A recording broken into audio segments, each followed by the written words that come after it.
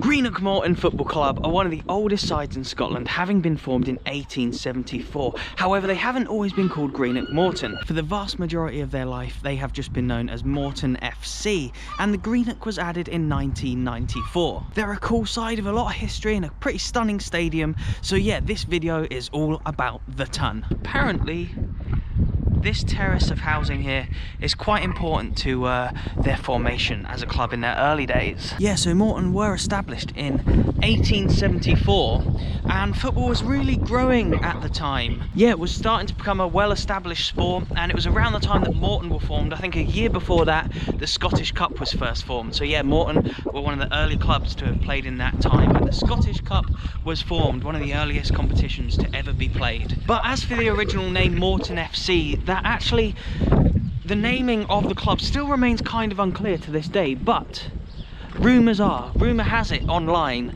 that this very terrace of housing here was known as Morton Terrace, and Morton Terrace is where a lot of the original players of the club were living at the time. And so somewhere around here was a playing field where the original club played, and so they took their name from where the players lived, which was Morton Terrace. That is apparently the case anyway, and when I Google Maps to Morton Terrace, this is what came up. So if Google Maps is to be believed, then this is the area exactly in which Greenock Morton FC were formed, or Morton FC at least at the time. And yeah, the club is from the town of Greenock, and it took until 1994 to add Greenock to the name of the club. So yeah, about 120 years after the original formation of the club, they finally added Greenock to it. From 1994 until now, they've been known as Greenock Morton Football Club. So today's sponsor, OneFootball, is the first link in the description box below, but don't skip this part of the video because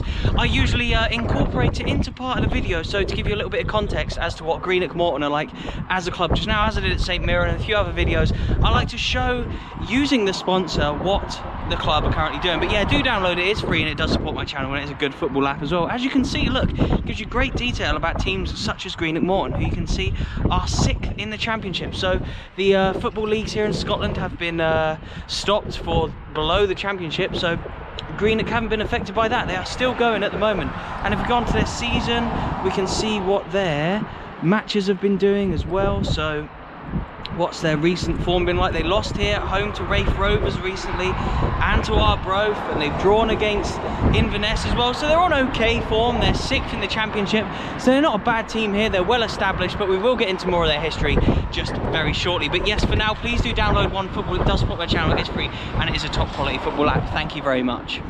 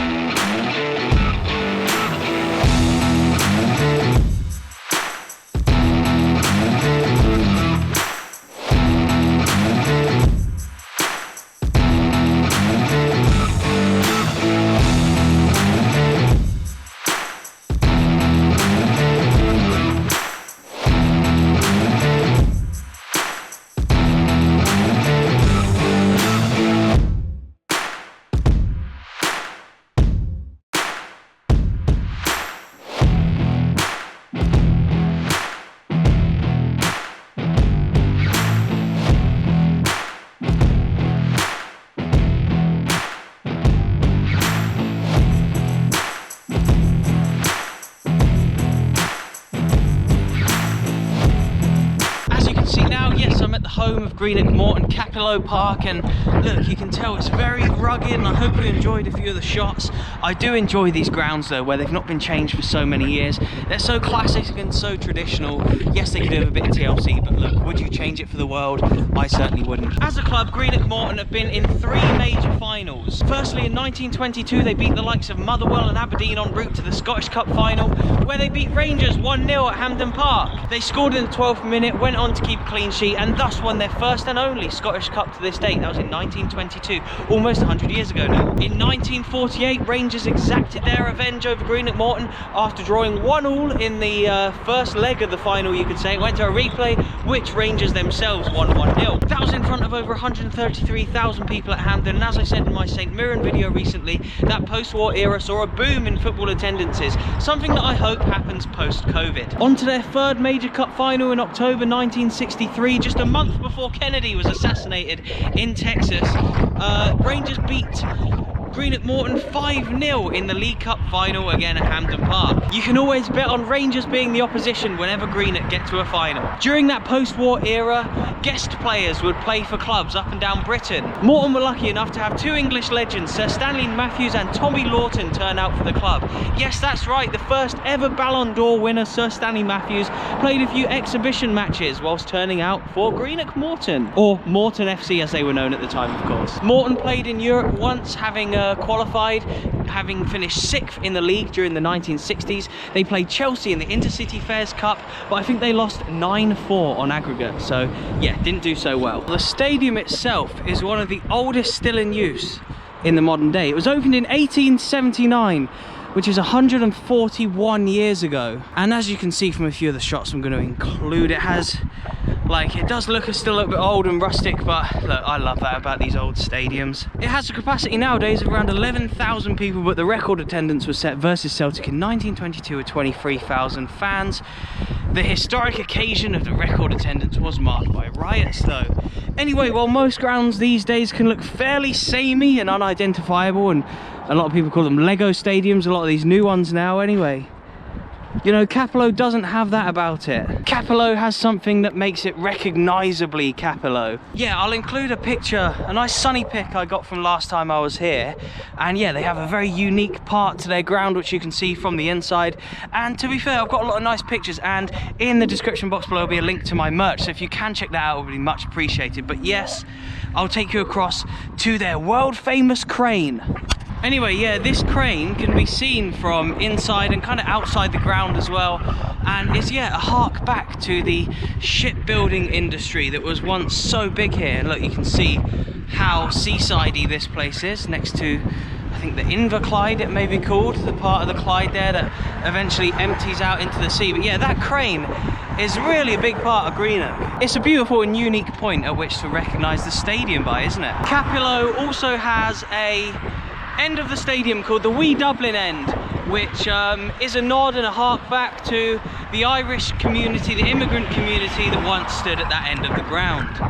And yeah, look at that, the famous crane of Greenock behind me, which you can see from the stadium. The club here even bought parts of St Mirren's old ground, Love Street. I think it was a stand and some floodlights, which they used for their own ground. And yeah, I love the fact that even though these two clubs are big rivals, even when St Mirren were moving out of Love Street, Greenock bought part of the, or Morton bought part of the stadium to use for their own, meaning that nothing went to waste. It's freezing again today, so yeah, please do remember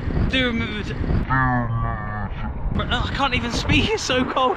Please do remember to yeah, hit that like button and share this video with a Greenock Morton fan if you're one yourself. I'm sure you've got friends out there who are Greenock fans. Please copy that link, send it across to them, or share it on your social media or something. It'd really help me out, and I'd really appreciate it in these freezing cold times where I'm out here trying to show your football club off in the very best light possible. Thank you very much. Yeah, look, with the stadium there and the main road just there, there's this hill that you can come up that you can kind of see in to from the outside. You can see parts of the pitch, and there, look, you can see the crane in the distance. I love that. I love unique points to a stadium. Yeah, having to keep my hood up now, so sorry if it looks a bit weird, but it is so cold today.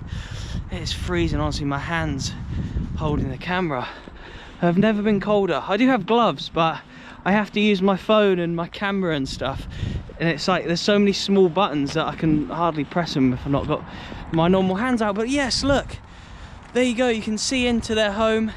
Some of the terracing over there to the right and up the back, and then kind of a more modern stand with the plastic seating over to the left there. But yeah, look in the distance, how beautiful is that with the crane? You tell me, I know obviously Wembley's recognisable from the arch and Rangers have got their famous listed stand and stuff, but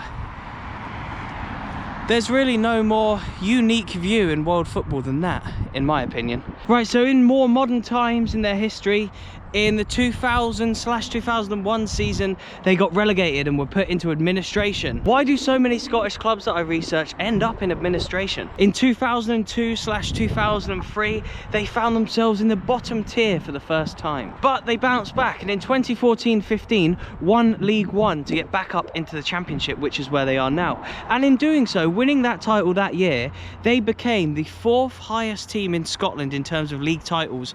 And that, I don't mean in terms of just the top league, I mean in terms of all 4 leagues. So yes, you've got Celtic and Rangers at the top with the most amount of league titles, then Clyde with 12, but then it's Greenock Morton with 10. And they've won 6 second tiers, 3 third tiers and 1 fourth tier. So yeah, they're a pretty well established big club here in Scotland. They've won the Scottish Cup.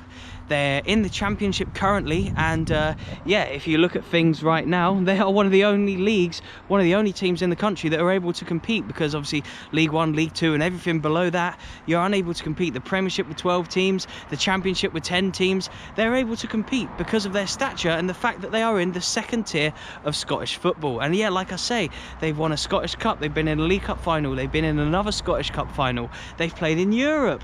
They're quite a fairly sizable team here, Greenock. But what I love most about this club is that thing over there, the crane. I can't wait to get back here when there's a little bit warmer and my hands don't feel like they're going to drop off with frostbite.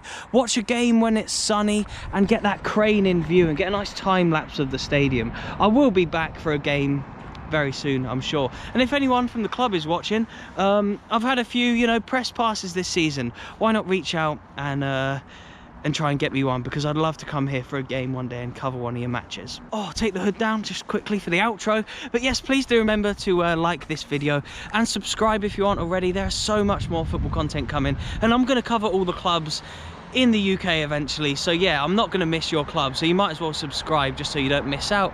And when I do reach your club, please do also remember to download OneFootball and also check out my merch as well on Teespring. It's print on demand, so yeah, you can go on there and order whatever you like. I've got some quality canvases, so yeah, I would really appreciate it. But yeah, please do download OneFootball as well, because that's completely free. So yeah, do check that out. It's a nice way to support my channel in these strange times where I'm still uploading videos as best I can. But yes, thank you so much for watching this one. I'll leave some videos around my head as ever, so you can keep watching my content. Thanks again, and I'll see you in the next one.